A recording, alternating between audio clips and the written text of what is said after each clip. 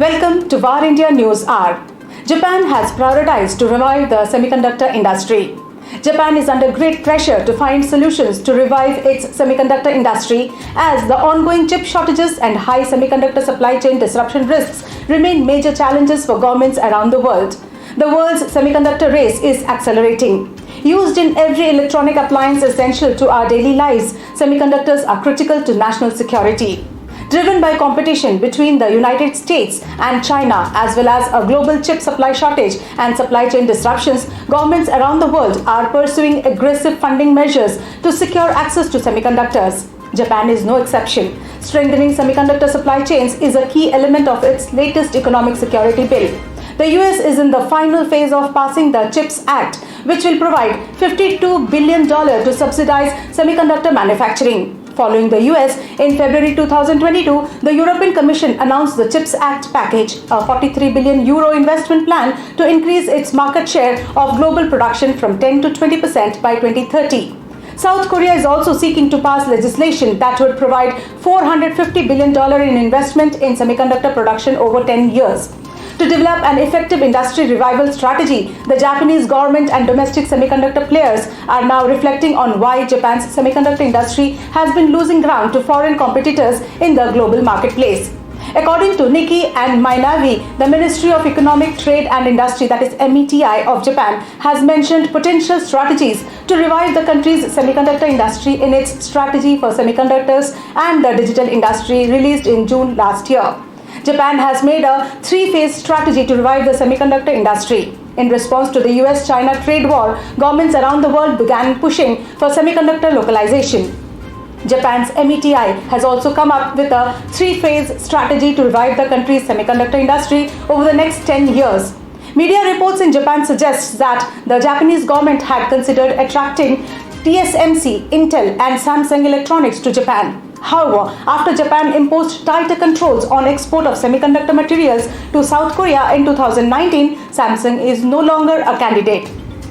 Eventually, TSMC agreed to set up a wafer fab in Kumamoto Prefecture with investments from Sony and Denso.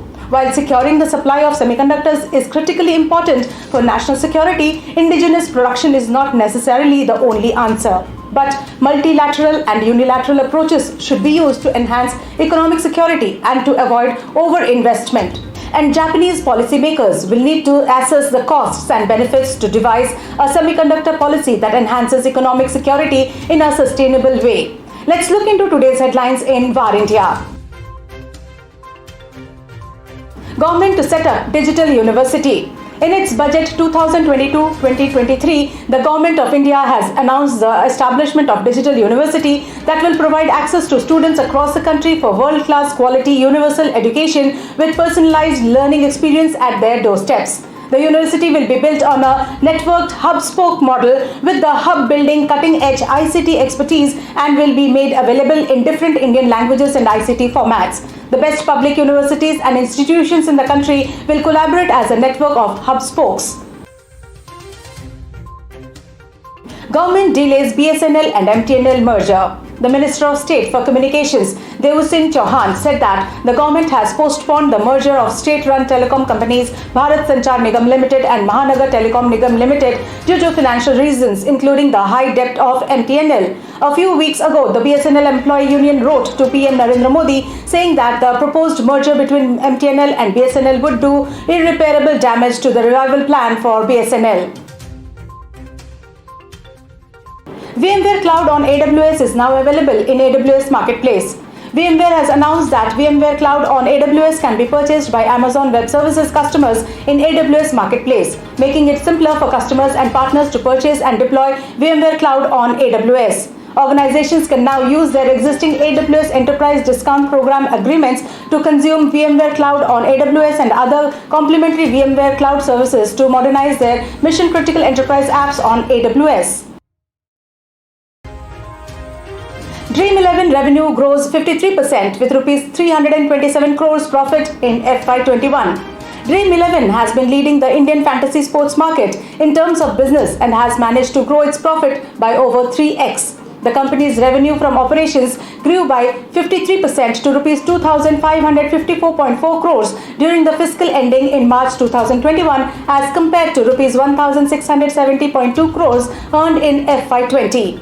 During FY21, Dream 11 earned 99.5% of its revenues from gaming, which amounted to rupees 2,451.2 crores. It also generated rupees 8.24 crores from subscriptions and rupees 154.03 crores from its financial assets during FY21.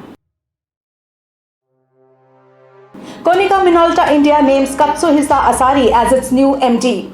KonicaMinolta has announced the appointment of Katsuhisa Asari as the new managing director, succeeding Tai Nizawa, who will transition to KonicaMinolta Asia as the managing director to oversee the expansion of the brand's portfolio across 14 markets from Singapore. In his new role, Asari will drive KonicaMinolta's business and technology strategy to further the company's digital transformation initiatives, strategic partnerships, and business growth to ensure shareholder value.